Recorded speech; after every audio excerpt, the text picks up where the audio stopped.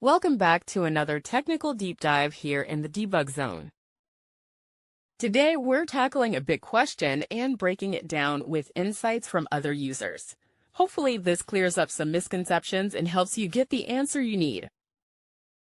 So, buckle up, stay a little curious, and let's jump right in.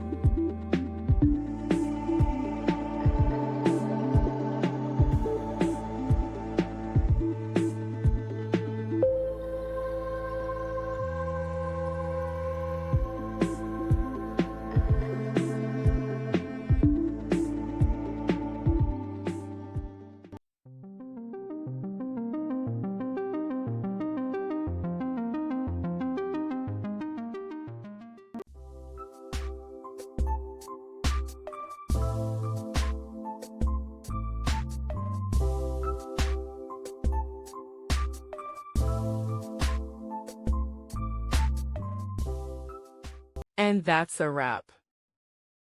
I hope you found the answer you were looking for. If you did, take a second to hit that subscribe button. It really helps out.